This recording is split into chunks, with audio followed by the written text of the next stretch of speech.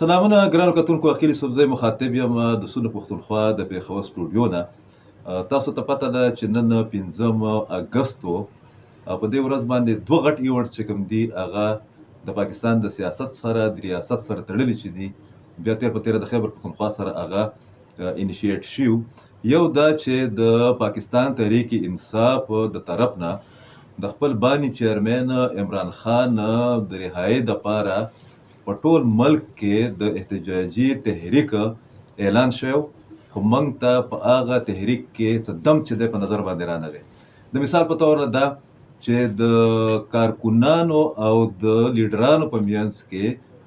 د تکرار د تلخی او ایون د یو بل سره د بدتمیزۍ واقعیت چې کوم دی هغه په پیښور کې هم شوي دي، په نورو علاقو کې هم شوي دي، او کارکونانو خپل لیډرشپ ته وی چې تاسو کمپرومایز دی او تاسو له پکار ده چې تاسو موږ بوځئ اسلام آباد ته، ځکه چې دا خو زموږ صوبه ده، په دې صوبه کې زموږ حکومت دی، نو موږ دلته کې د چا خلاف احتجاج کوو. یوه دا. دویمه دا چې پنجاب بالکل لا تعلقه پته شو. یو ځل بیا د خیبر پښتونخوا سرکاري وسایل چې کوم دي صوبایي حکومت د پی ټی آی هغه استعمال کړله، خو د هغې باوجود په پیښور سمیت د خیبر پښتونخوا په یوه علاقه کې هم خاص ګیدرینګ چې دی موږ ته په نظر باندې رانغی. په پنجاب کې خو خلک نه منډه راونوتل، علامتي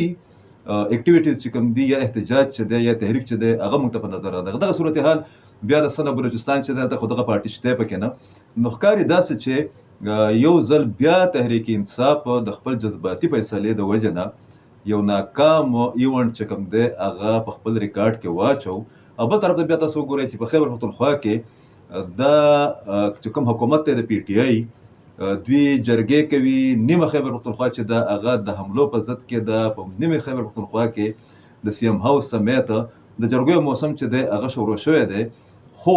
دوی لګیا دي او دغه په محاذرایي او د مزاحمت باندې مشتمل چې دوی کوم سیاست دی هغې ته دغه ورکوي، زور ورکوي، په هغې باندې چې دی انحصار کوي. یو ځل بیا د پاکستان د فورسز خلاف دوی نن نارې وهلې دي، او چې څومره هم دي دغه نارې وهي دومره د دوی په مشکلاتو کې او په تکالیفو کې چې دی په هغې کې به اضافه کېږي. د مثال په طور له هم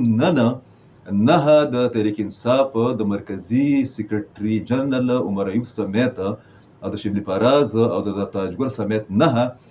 ممبران اسمبلی چې کوم دي هغه ډي سیټ شوي دي. بل د دې په منځ کې دا اختلاف را روان دی چې کم خلک ډي سیټ شي نو هغه به د رولز اف بزنس مطابق هلته به الیکشن کېږي، ضمني الیکشن به کېږي.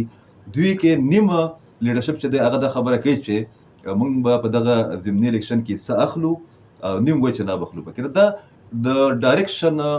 لیک اف ډایرکشن دی، لیک اف ډیسیژن دی. بل طرف ته دوی هغه یو شوشه چې پرېښودې وه چې د عمران خان صاحب زامن به راځي، اطلاعات داسې دي چې هغه هم نه راځي. هم په دې ورځ باندې بل ایونټ چې دی په ټوله دنیا کې، په ټول پاکستان کې، خاص کر د پاکستان په سفارتخانو کې چې دی بهر ملکونو کې وشو، یوم استحصال کشمیر. په دې ورځ باندې د کشمیریانو سره خلکو مختلفو طبقو چې کوم دی سټیک هولډرز عوامو مختلفو پارټو هغې ایونټس وکړله او د کشمیریانو سره اظهار یکجهتي وکړه د هغې د حق خود ارادیت لپاره. خو بل طرف ته سبا چې په میډیا کې انټرنیشنل میډیا کې دغه راځي نو یو به دغه ول ایونټ وي چې د هغې د پاکستان د سلامتۍ سره، د مستقبل سره، د سکیورټي سره ډېر غټ یو لینک جوړېږي، او بل طرف ته به د تحریک انصاف دا وله مزاحمتي سیاست یا ناکام تحریک چې دی دا به د میډیا زینت جوړېږي. ډېره مننه.